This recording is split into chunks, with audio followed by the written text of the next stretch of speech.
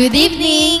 Hi, I'm Verna. And I'm Tracy And welcome to Bonfire Night! Sumali, wini-welcome po namin lahat ng mga pastor, mga primary leaders, mga disciples, mga magulang, and kung first time ka dito, welcome sa Bonfire Night. Wini-welcome din po namin ang aming mga ka-Bonfire Night na nanonood sa iba't ibang bansa. So bago tayo magsimula, panoorin muna natin ang Bonfire Things to Remember.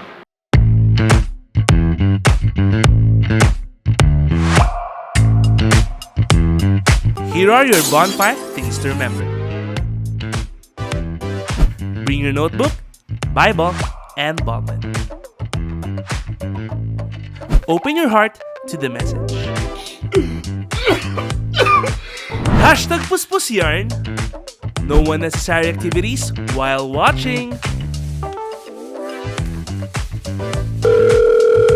Hashtag multitasker. Wag ganon. Focus on the message through our speakers. No? Kasi kung makikita natin, ang gaganda ng promise. Ang gaganda ng Hashtag promise. focus ka lang. Invite and tag your friends. Be a blessing. Hashtag friendship goals. Engage by sharing your thoughts and leave comments below. Respond to the message and take action. Oh, huwag kalimutan mga ka-bonfire ha. Paalam!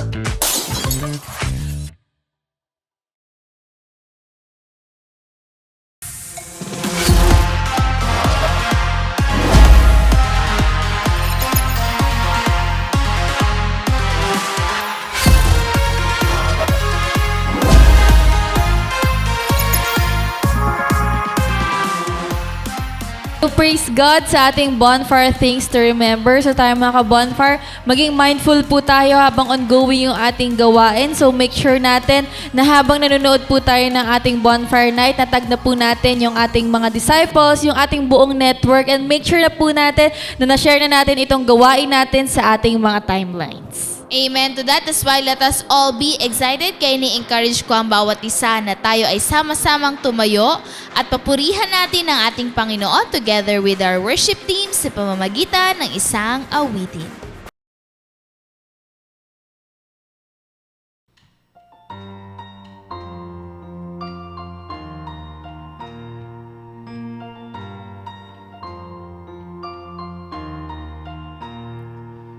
Every anxious thought that steals my breath, it's a heavy weight upon my chest.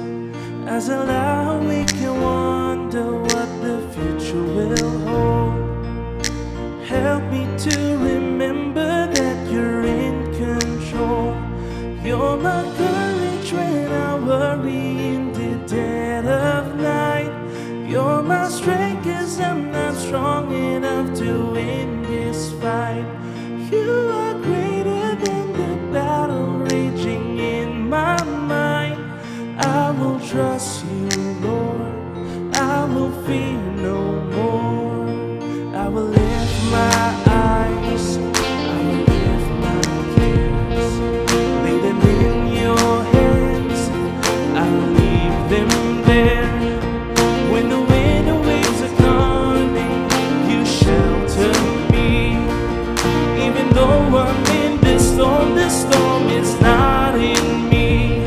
You're my courage when I worry in the dead of night. You're my strength 'cause I'm not strong enough to win this fight. You are greater than the battle raging in my mind. I will trust you, Lord. I will fear no more. I will fear no more. I will fear no more. Tonight, as I pray to the Lord, come on. No power can come against me, 'cause you have overcome. No darkness can overwhelm me, 'cause you already won. No power can come against me, 'cause you have overcome. No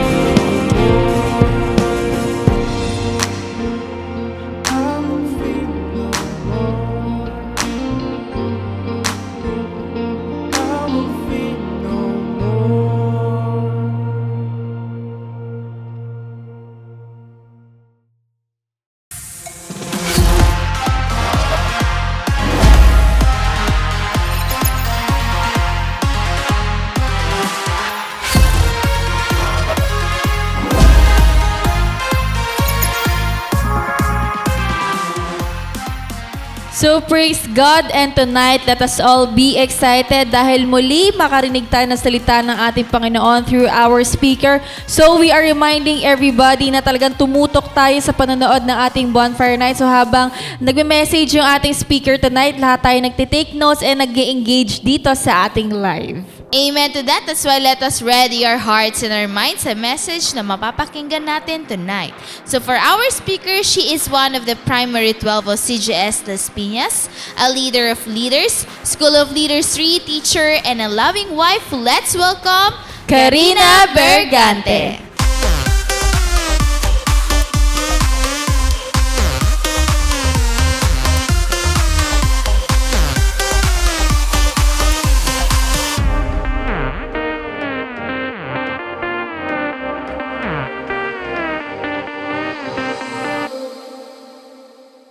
Good evening po sa lahat. Good evening mga ka-bonfire. So, pwede ba nating batiin ang lahat ng good evening? So, binabati ko po muna at nagpapasalamat ako una sa Lord na panibagong pagkakataon ang ibinigay sa akin upang makapag-speak po dito sa bonfire night natin. At nagpapasalamat din po ako kay Pastor Rami, kay Ate Del sa panibagong pagkakataon na ito at wini-welcome po natin ang lahat ng mga nasa ibang bansa, no? So, ano na tayo? International. Ayan. So, pwede nyo dyan ilagay kung anong bansa kayo, saan kayo nanggaling. At binabati rin po natin ang lahat ng mga pastor, mga pastora, ganun din po ang mga, syempre, yung mga nasa CGS Philippines family natin. At binabati ko rin po ang lahat ng mga nasa ating mga kasama ngayon na talagang masugid na nanonood ng ating bonfire night. Welcome po sa lahat at tayo po ngayon ay manalangin. Amang Diyos na dakila sa lahat, maraming salamat po sa gabing ito na ibinigay niyo sa amin.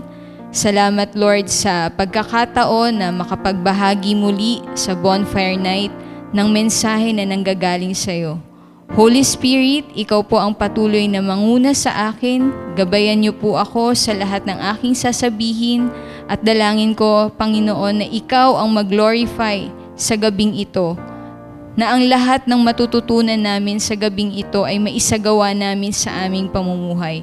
At lalo naming ma-appreciate na ang new life in Christ ay napakalaking blessing sa aming lahat. Kaya Lord, pangunahan niyo po ang aming gagawin ngayon at ang mensahe na aking ihahatid sa lahat mula umpisa hanggang sa katapusan. Maraming salamat, Lord. In Jesus' name we pray. Amen. Amen. So, good evening muli sa lahat ng mga ka-bonfire. Ayan. Pwede ba tayong ngumiti? Alam ko hindi kayong ngingiti. No? Ano na lang? Emoticon. Ayan, no? So, ngayong gabi, no, kung babalikan natin yung message ni Nicole last week, nakita natin na talagang ang ganda, no, kapag meron tayong new life in Christ. Doon natin nakita na may mga nababago sa buhay natin. Pero hindi pala doon yung nagtatapos, 'di ba? Yung character natin, yung mga pinag-aaralan natin, 'di ba? Kasi ito nakita natin may maraming pagbabago at napakasarap talaga kapag meron tayong bagong buhay, no? So, ngayong gabi, gusto ko lang sa inyong i-share at alam ko na talagang alam nyo na to, no? Buksan natin yung Bible natin sa 2 Corinthians 5:17. Ayan. So, sabi po dito, therefore, if any man be in Christ, he is a new creature. All things are passed away, behold, all things are become new. Diba? Kung sa Tagalog, sabi dito, kaya't kung sino man ay na kay Kristo, siya'y bagong nilalang. Ang mga dating bagay ay nagsilipas na narito, sila'y pawang naging mga bago na. Nung wala pa tayo kay Kristo, yung relationship natin sa Kanya, malayo. Tama po ba? Kasi sabi dito sa verse, di ba? Kung sino man ang na kay Kristo, siya'y bagong nilalang. At alam niyo po ba na kapag tayo pala ay na meron ng bagong buhay kasama si Kristo, yung relationship natin sa Kanya lalong nag-grow, 'di ba? So, sabi nga dito nung wala pa tayong relationship sa Lord, ang buhay na meron tayo, may kapayapaan ba? Tanungin nyo nga, no, yung i-comment nyo, nung panahon ba na kayo ay wala pa kay Kristo, may kapayapaan ba yung buhay nyo? No? May kasaganaan ba? Sige, pwede nyo i-comment. So, kamusta ba bilang tao tayo? Kagamit-gamit ba tayo? Nagiging kagamit-gamit ba tayo? Kung baga, may pakinabang ba yung buhay natin sa mundo? I-comment mo nga dyan. Naging kapaki-pakinabang ka ba, kapatid? Okay. No? May kabuluhan ba? Pero, nung panahon na wala tayo kay Kristo, aminin natin sa hindi, halos patapon na yung buhay natin. Amen po ba? No? Pwede kayo mag-comment kung isa ka doon. Isa ka sa mga parang naging patapon na yung buhay. Pero sabi nga, di ba, mula nung tinanggap natin ang Panginoong Hesukristo, marami ang nabago. So, kung kanina puro tayo negative, pwede nyo bang ilagay ngayon kung ano na ang buhay mo? Ayan, no? So, bakit ko nasabi ito? Kasi ang mensahe na ihahatid ko sa inyo ngayong gabi ay ang the blessing of new life in Christ. Ayan. Pag sinabi nating the blessing of new life in Christ, nagiging pagpapala pala tayo. Diba? Kapag may Kristo tayo, may bagong buhay tayo, nagiging pagpapala tayo sa lahat. At hindi lang binago ka, ikaw lang yung binago. Diba? Salamat sa Lord kasi meron na tayong bagong buhay. Sino dito sa atin na alam niya sa sarili niya na meron na siyang bagong buhay? Pwede bang mag-comment na isa ako dyan? 'Di ba? So tayo ay may bagong buhay na kay Kristo at malaki pala tayong blessing, no? Higit pa sa kayamanan, higit pa sa kung anong meron ang mga material na bagay. At masasabi natin na may tunay na pagbabago tayo kapag nakikita sa atin yung mga bagay na yung luma nating pagkatao, iniwan na natin yun. No? Kaway-kaway dyan sa mga iniwan niya na yung mga luma niyang pagkatao. 'Di ba? So, ibig sabihin na iniwan niya na yung luma niyang pagkatao, hindi niya na yun binabalikan. At alam niyo ba na kapag may new life in Christ ka, napakalaking blessing mo pala. No? So ngayon, isa-isahin natin, saan ka ba talaga nagiging blessing pag meron kang new life in Christ? At paano ka nagiging blessing? No? Number 1, you become a blessing to your family. Ayan. So, binasa natin kanina yung 2 Corinthians 5:17. Sabi nga dun, di ba? The old has gone, the new has come. Kumbaga, yung luma mong pagkatao, wala na. Ibig sabihin, si Kristo na yung nakikita sa buhay natin. Amen? At dito natin makikita na you become a blessing to your family. Bakit ka nagiging blessing? Kasi ganito, nung nakilala natin ang Lord, naging malaking pagpapala tayo sa pamilya natin. Dahil nung wala tayo sa Lord, wala tayong relationship sa Kanya, aminin natin mga tatay, may mga bisyo po tayo. O, yung mga tatay na nandyan, pwede po bang magsabi ng, ako yan, dati naman yun di ba? Hindi na natin yun dapat ikahiya. Dapat nga, tinitestify natin na dati, pabaya ako sa pamilya ko. 'Di ba? You become a blessing to your family in a negative way. Dati, ang mga tatay, kahit kabataan, nagiging pasaway. Kaway-kaway ang mga kabataan na pasaway sa magulang dati. 'Di ba? Dati, tayo, tumatakas tayo.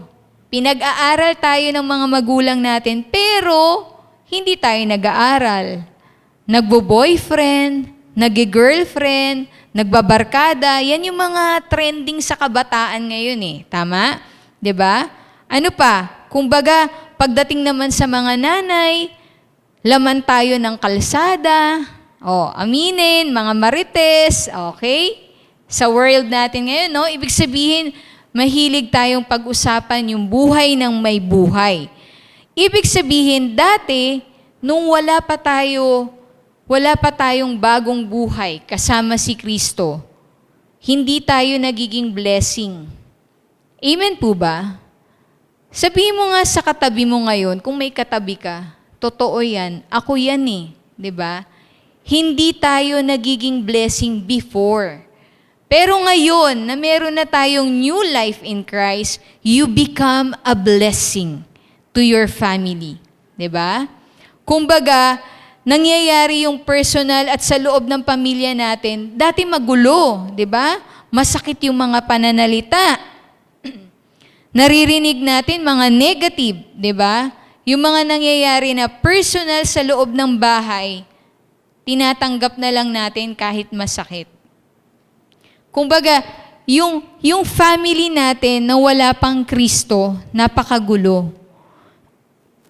Pero, dito natin makikita na nung may new life in Christ ka na, tinanggap mo si Kristo sa buhay mo, may nangyaring kakaiba. Amen? Nag-iisa kang binago ng Lord, pero ngayon, unti-unti, nakikita mo, pati pamilya mo nababago. Amen? So, si Kristo, nagkakaroon tayo ng pagbabago. Dahil kapag may relationship tayo sa Lord, nabibigyan natin ng halaga na yung pamilya natin. Amen po? Amen po ba? Nabibigyan na natin ng halaga. Pagpupunta tayo sa bahay, lasing. Wala nang dalang sahod. Tama ba mga tatay? Nasaan na yung mga dala nating sahod? Wala na, nasa barkada na. Sa mga anak, ganun din. So, napakagulo. Pero, nung may new life in Christ na tayo, tinanggap na natin ang Lord, yung pamilya natin, iba na. 'Di ba? At paano nga ba nangyayari? Dahil nagpapadisciple na tayo. Una dyan, 'di ba? Kung kayo po ay nagmo-morning prayer, nag-i-involve tayo sa mga testimony, nakikita natin mga buhay na patotoo. Dito saan? Sa CGS Philippines, no? Nagpapadisciple na intentionally. We involve saan? Sa cell group. So, ginagawa na natin yung mga basic lifestyle. So, nung tinanggap mo si Christ, bakit ka naging pagpapala sa tahanan nyo? Hindi yun basta-basta o magic na mababago yung pamilya natin, no? Unang babaguhin tayo at nagiging pagpapala tayo sa loob ng pamilya natin. Kasi bakit? Ginagawa na natin yung basic lifestyle, yung devotion intentionally, morning prayer, cell group, simbahay, 'di ba? Ano pa? May bonfire night ka pa, 'di ba? At dahil binago na ng Lord yung buhay natin, nagiging ilaw at asin na tayo sa family natin, 'di ba? Kung kaya, habang ikaw ay nagiging ilaw at asin, pati yung pamilya mo na isasama mo na. Amen po ba? No? Hindi lang ikaw. Kasi kapag nakita ng pamilya mo na may tunay kang pagbabago, hindi ka na pasaway.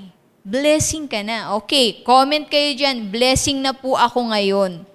Dati pasaway ako, pero ngayon naging blessing na tayo, di ba? So, ano pa?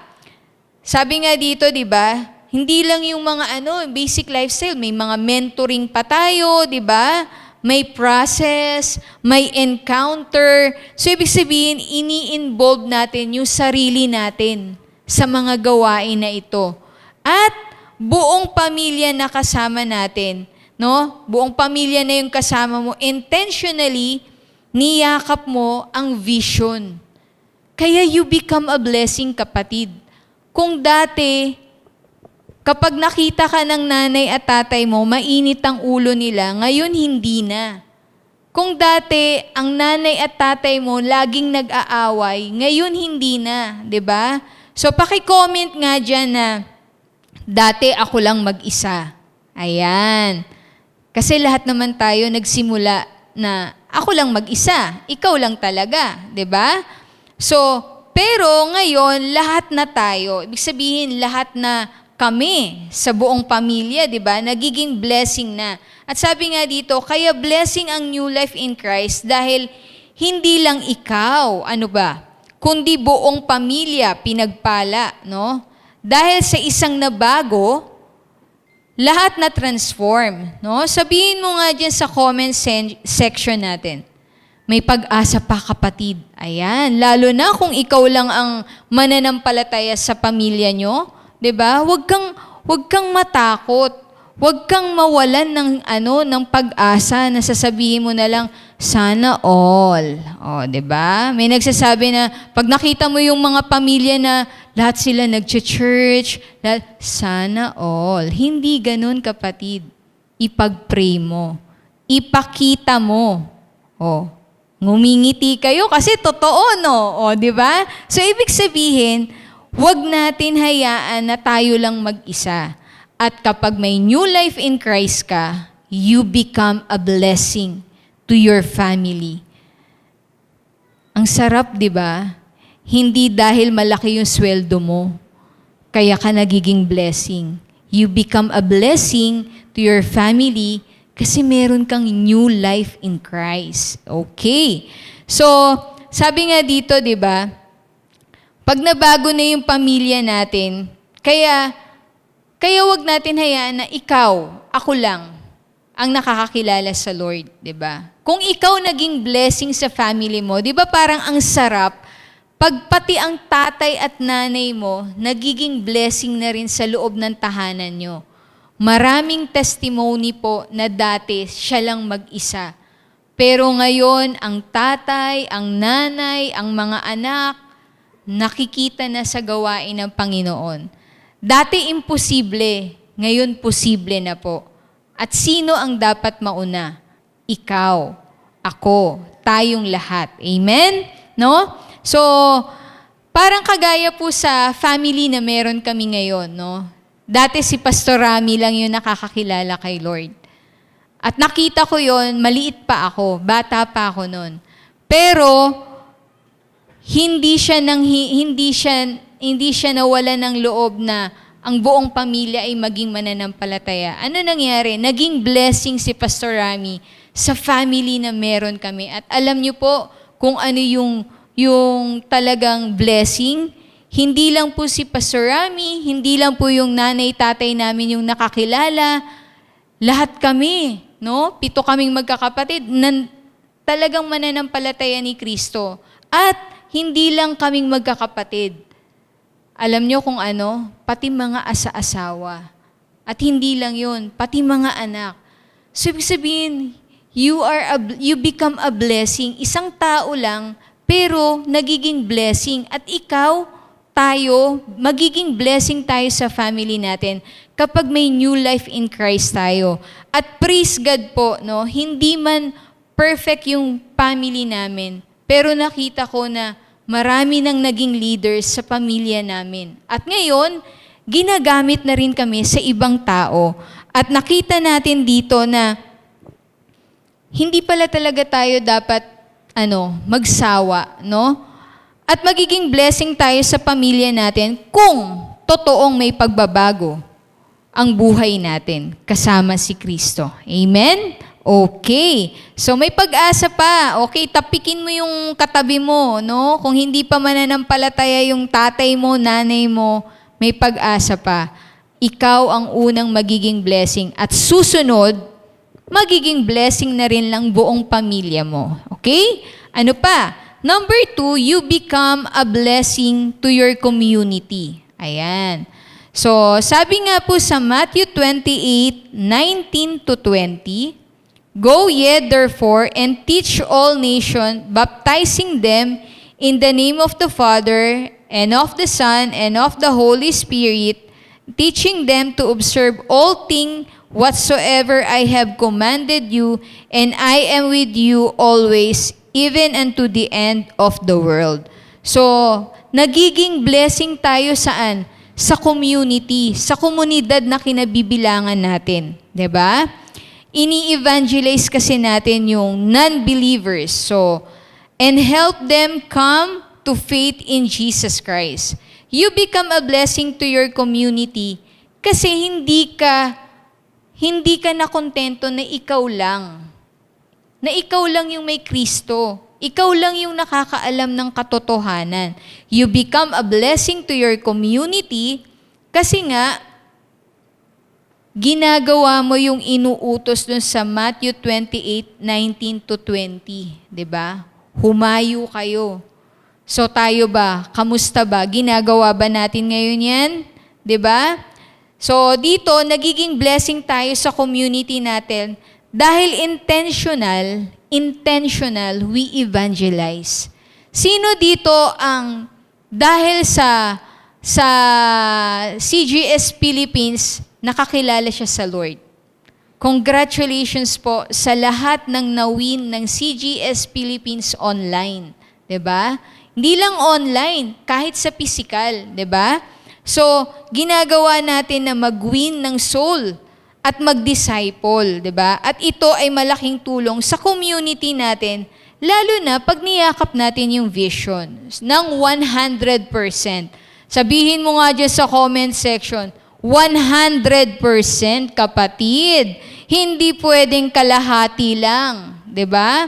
Nagiging blessing tayo sa community natin dahil marami ang nababagong buhay. Amen? No? Na kung dati ang laman ng lugar natin ay sugalan. Kaway-kaway. Dati nasa sugalan tayo. Di naman, 'di ba? Pero isa tayo dun sa nag-uumpukan. Tama? Ano pa? Dati ang lugar natin, ang laman nito ay bingguhan. Ayan, 'di ba? Sa letrang A, maingay yung komunidad natin. Totoo po ba 'yon? Aminin. Oh, 'di ba? At magulo yung komunidad natin. So napupuno ng pagkakaisa at pagmamahalan na ngayon. Ayan. Yung mga tao na may takot sa Diyos dahil we obey sa Matthew 28:19-20, 'di ba? So nagiging blessing tayo sa ating komunidad kasi kahit hindi natin kamag-anak, kahit hindi sila kaibig-ibig, pero sinunod natin yung utos ng Panginoon, 'di ba? Na mag-win tayo ng soul, mag-disciple tayo. So hindi lang kilala mo si Lord, 'di ba? Nagiging blessing ka sa community, 'di ba? So, bakit? Kasi kahit sila nagkakaroon ng bagong buhay kay Kristo. Nagiging blessing tayo sa community dahil may Kristo na tayo. Hindi na tayo yung tipong laman ng barangay. Amen ba? Kasi minsan nagiging pasaway. Ayan. So, hindi tayo tumitigil na mag-win ng soul. So, ibig sabihin, yung buhay mo dati, hindi talaga ayos. Pero, naging blessing ka sa family mo, at the same time, yung family mo, naging blessing din sa community. 'Di ba? So, dito natin makikita na yung online platform natin sa CGS Philippines, marami ang breakthrough na nangyari dito. Alam niyo bakit mga kapatid? May cell group tayo online. Okay, palakpakan natin ng Lord, no? Siguro kung wala yung cell group online, yung buhay natin ngayon, ganun pa rin. Walang umabot sa atin. Sa totoo lang po, napakalaking blessing ang pandemic, no? At alam natin na galaw ng Holy Spirit ang nangyayari sa CGS Philippines. Amen? Bakit? Kasi dito nagkaroon ng bunga o nagkaroon tayo ng mga churches, no? CGS Bataan, CGS Binangonan, at the same time, CGS Cebu. Palakpakan naman tayo dyan. Ayan. So, glory to God, no? At hindi ito mangyayari kung hindi rin tayo nagsipag, kung naging selfish din tayo, mga kapatid. At lahat yan, nagiging blessing tayo sa community. 'Di ba? Yung lugar na dati bingguhan, ngayon, puro cell group na yung makikita natin. Amen? Yung lugar dati na sabungan, yung mga tatay doon, nangangaral na ng salita ng Diyos, 'di ba? Kaya minsan, curious sila ano yung nangyayari sa'yo, 'di ba? At yun yung time na iwi na natin sila. Yung mga classmate natin o ayan, yung mga estudyante, yung mga kumare, kumpare, dinadala na natin ngayon sila sa cell group. Amen? Meron nga dati siyang manginginom. Yung mga kainuman niya, dinala niya na sa cell group. O, di ba? So ngayon, umiinom na lang sila pag communion. Ayan, di ba? So ibig sabihin, pinapasok mo sila sa life class. Yan. Sa Soul 1, 2, 3, di ba? So dahan-dahan natin silang ginagawang disciple. Minumold natin sila as a disciple hanggang maging leader. At nagsanga-sanga na yun, di ba? Yung mga makamundong gawain before, nasa cell group na ngayon. Palakpakan niyo po yung sarili niyo. Kung dati kayo ay nasa bingguhan, nasa sabungan, di ba? Pero ngayon, nasa cell group na po tayo. So yun yung community natin ngayon di ba? At sabi nga dito, pinagpapala na din yung mga may new life in Christ. So tayo, nagiging blessing tayong may mga new life. From selfish to selfless. Diba?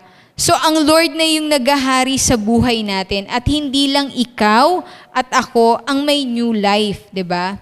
Pati yung kapwa natin dahil isinasabuhay natin yung Matthew 28:19 to 20. So be a blessing sa ating community. Diba? So, wag tayo mahiya. Pwede nyo bang sabihin sa comment section na, be a blessing, kapatid, at isa ako sa naging blessing. No? Na tipong pag nakita ka nila, ay si Weasley. Alam mo, dati pasaway yan, pero nabibless talaga ako sa kanya. 'Di ba? Pag nakita mo na naman, ay si Jover Lloyd. O 'di ba?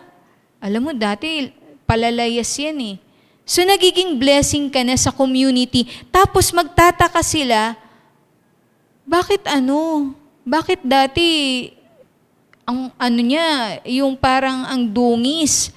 Pero bakit ngayon si Ace ang gwapo na? 'Di ba? Nagsisell group pala siya. Saan ba yun? Yun pala yung sikreto, 'di ba? So, pag para sa Lord, go lang tayo. So, wag tayong mahiya. Kung paano tayo binago, dapat ibahagi din natin yun, mga kapatid. Kasi, hindi lang dapat natin sarilinin. Alam nyo bakit?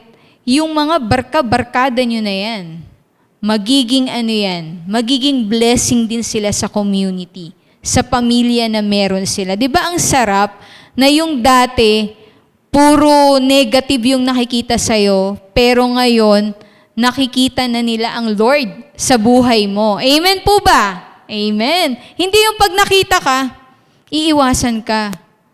Pag nakita ka, ang gaganda ng ngiti nila sa'yo. Kasi nakikita nila yung character ng Lord, nakikita nila na talagang binago ka na at nagiging blessing ka, kapatid. Okay? So, sabi nga dito sa atin, sabi nga doon sa message natin, the blessing, di ba? Bakit ka nagiging blessing at paano? Kapag may new life in Christ ka, nagiging blessing ka, saan? Alam mo kung saan ka pa nagiging blessing? You become a blessing to your church. Ayan. So, meron po ako ditong gustong basahin, So, sabi nga po dito sa atin, sa Ephesians chapter 4, 11 to 13, and He gave some apostle, some prophets, and some evangelists, and some pastors and teachers, for the perfecting of the saints, for the work, the ministry, for the edifying of the body of Christ, till we all come in the unity of the faith and of the knowledge of the Son of God, unto a perfect man, unto the measure of the stature of the fullness of Christ. So dito, makikita natin na hindi ka lang pala nagiging cell group member. Amen? Hindi natatapos na pag may new life in Christ ka, wala lang. Ayokong maging leader eh, 'di ba? Pero hindi.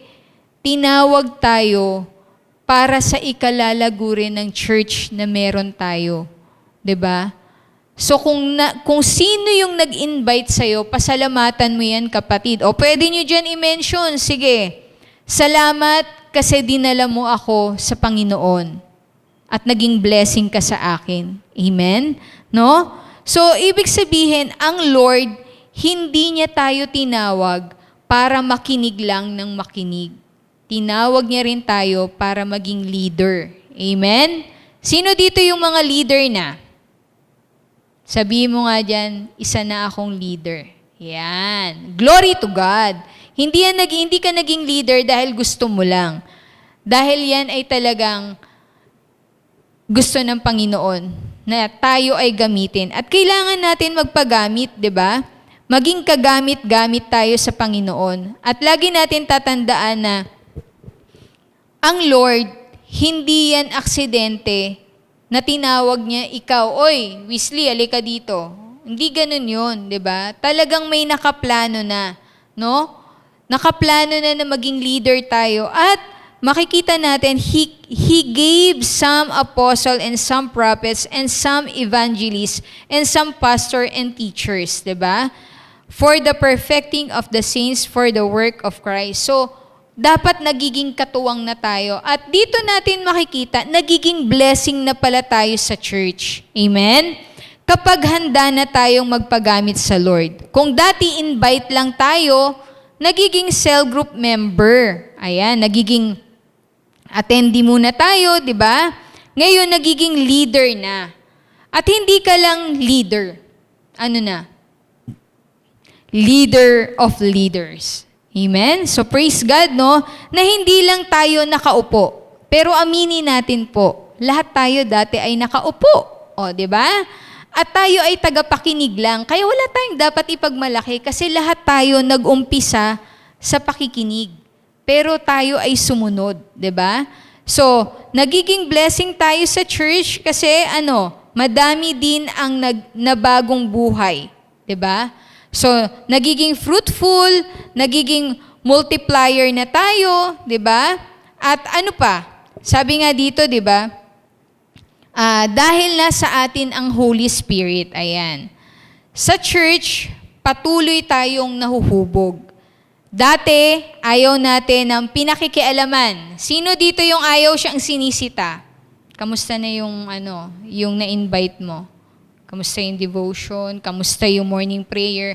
Yung parang naiirita ka. Pero, you become a blessing to your church. Kasi, hindi ka na laging pinapaalalahanan. Diba? You embrace, no? You embrace rebuke, correction. Nagpapahubog na tayo. So, sumusunod na tayo sa salita ng Diyos. At, hindi lang yon, nagiging asset na tayo ng church. Nagiging blessing na kapag nakikita ka, nagiging pagpapala ka na. Amen? Nagiging pagpapala ka na sa marami. Kasi bakit? Una, maayos yung relationship mo sa Lord. At maayos yung relationship mo sa ating mga pastor. 'Di ba? Sa ating mga leaders, mga mentors. Kumbaga, kapag tunay na binago tayo, wala na tayong reklamo. Amen? Ay, ang dami naman. Binibilang mo na ngayon yung mga gawa. Kapagod naman. Ay, wag, kapatid, dapat ini-enjoy natin yan. 'Di ba? At ano pa? 'Di ba? Kapag tunay na binago tayo, so wala na reklamo. Wala na yung pagiging self-centered o ako. Paano yung pangarap? Paano yung gusto kong mangyari? 'Di ba? Hindi mo na iniisip yung sarili mo. Iniisip mo na pangarap ng Lord sa buhay ko. Sabihin mo nga dyan, mga kapatid, ang gusto ko ay ang pangarap ng Lord ang aking marating. 'Di ba? Gusto ng Lord maging leader ka. Hindi ka lang maging leader of leaders ka pa. 'Di ba? At sabi nga dito, hingin natin sa Lord na yung pangarap niya, yung talagang mangyari sa buhay natin. Kasi kapag ang pangarap ng Lord yung nangyari sa buhay natin, kapatid, the best talaga. Na siya yung mapaglingkuran natin. So ang Lord natutuwa sa atin, di ba? At nagiging blessing tayo sa church na meron tayo pag tayo ay kagamit-gamit. At nagiging katuwang na tayo. Hindi na tayo pasaway. Hindi tayo laging pina-follow up, hindi tayo laging pinagsasabihan. Paano yun? Hindi ako pinagsasabihan, siguro napagod na magpaalala sa'yo. No? Pero wag natin antayin yon. At dito natin nakita na hindi ka na pabigat. Okay, kaya mo diyang i-comment mo ngayon. I am a blessing to my church. Ayan, di ba? Ang sarap na nagiging pagpapala tayo. At dito natin makikita na masarap magkaroon ng new life in Christ. Dahil hindi ka pala nagiging kabigatan sa pamilya, sa community, at sa loob ng ating church, kundi ikaw ay nagiging blessing. At sabi po sa conclusion natin, the blessing from having a new life in Christ have value than any material things the world can offer us.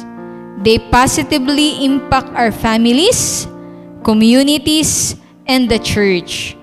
The spiritual transformation enriches and strengthens all aspects of our lives, creating lasting change and deep fulfillment.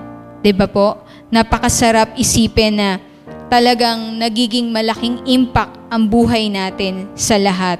At ang pagpapala na meron tayo sa ating pamilya, komunidad, sa church, sabi nga po dun sa conclusion natin, di ba? Higit pa yan sa material na bagay na meron tayo.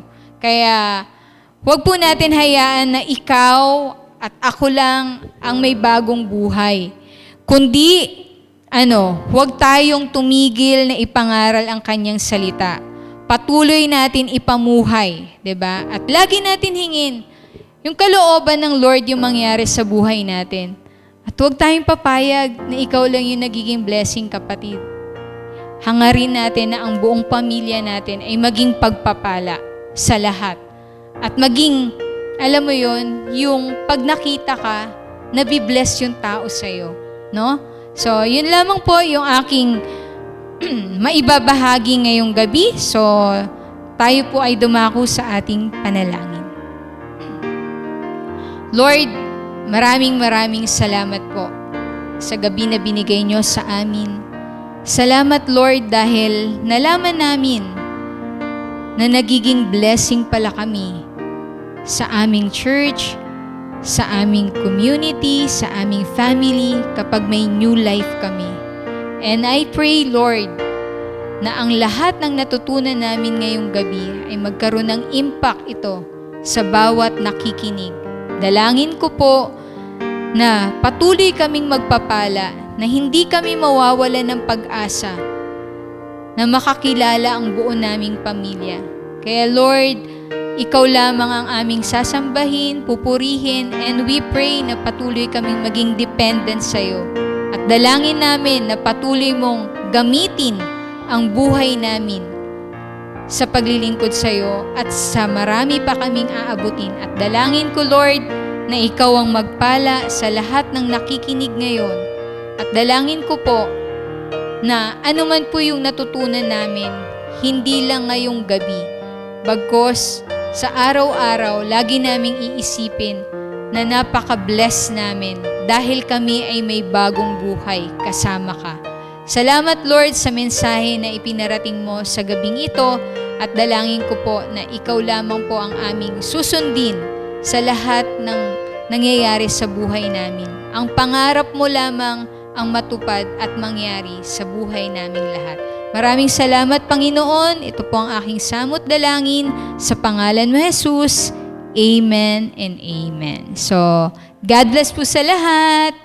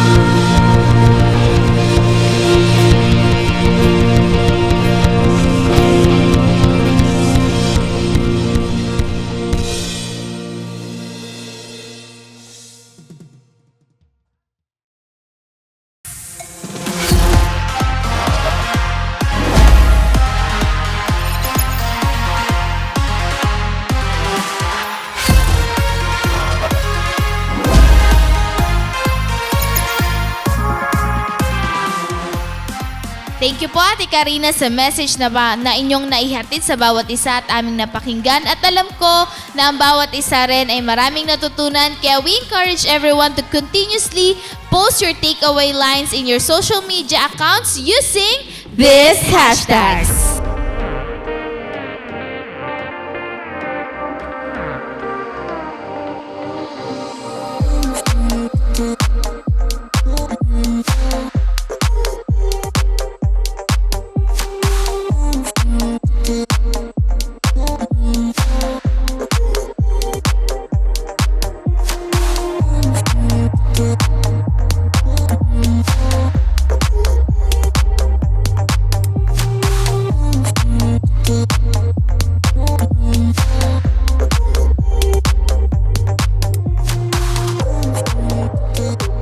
Praise God sa lahat po na nakasama namin dito sa ating Bonfire Night. Salamat po sa ating mga pastors, yung ating mga primary leaders na nag-mobilize before Friday. So salamat din sa ating mga leaders, and kung invite ka po dito, so ina-encourage ka namin na ma-involve ka din sa ating mga online cell groups. So continually, we encourage everybody na patuloy niyo pong supportahan ng ating CJS Philippines Facebook page, ang ating CJS Philippines Bonfire Facebook page, yung ating YouTube channel, TikTok, and Instagram. Itong mga social media accounts natin, make sure na tayo po yung nanguna na mag-share, and tayo po minamaximize din natin ito sa pamagitan ng pagsisik ng mga tao na pwede nating ma-involve sa ating online cell groups. Amen to that. And we also encourage everyone sa darating na Sunday. So patuloy pa rin tayong tumutok sa ating online simbahay.